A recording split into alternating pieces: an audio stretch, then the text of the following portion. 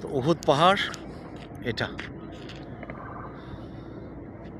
বিশাল একটা উহুদ পাহাড়, হ্যাঁ। আর এটা উহুদের ময়দান, বিশাল এটা উহুদ ময়দান। এটা শহীদদের জন্য রিজার্ভ এরিয়া। সব দেশের হাজিরা এখানে জিয়ারত করতে আসছেন।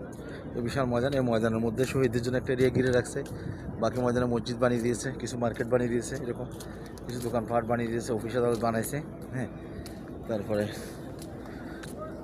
বিভিন্ন আলেম ওলামারা উহুদ নিয়ে বক্তব্য দিচ্ছে, আবার বিভিন্ন আলেম ওলামারা ওইটার বিরোধিতার কাতারে আছেন, এই আর কি।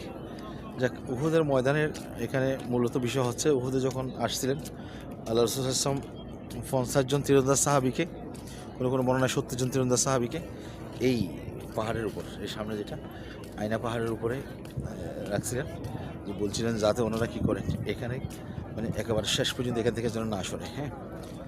তো যুদ্ধ শুরু হয়ে গেল এই পাহাড়ে, কারণ আল্লাহ রাসূল সাল্লাল্লাহু আলাইহি ওয়াসাল্লামের উদ্দেশ্য ছিল এই পাহাড়টাকে ঠিক উল্টা সাইডে এই যে গিরিপথটা আছে, এই পথটা সংরক্ষিত থাকবে, হ্যাঁ। তো যুদ্ধের প্রথম দিকে ওরা হেরে পালিয়ে গেল, মুসলমানরা গনিমতের মাল জড়ো করতে লাগলেন। ঠিক ওই সময়, হ্যাঁ, ওরা পিছন থেকে এই যে গলি দিয়ে, এই যে এই সুড়ঙ্গ দিয়ে আক্রমণ চালালেন, হ্যাঁ। তখন মুসলমানদের বিশাল একটা বিপর্যয় হয়েছে। আল্লাহ রাসূল সাল্লাল্লাহু আলাইহি ওয়াসাল্লামের দুইটা দন্দান মুবারক শহীদ হয়েছে।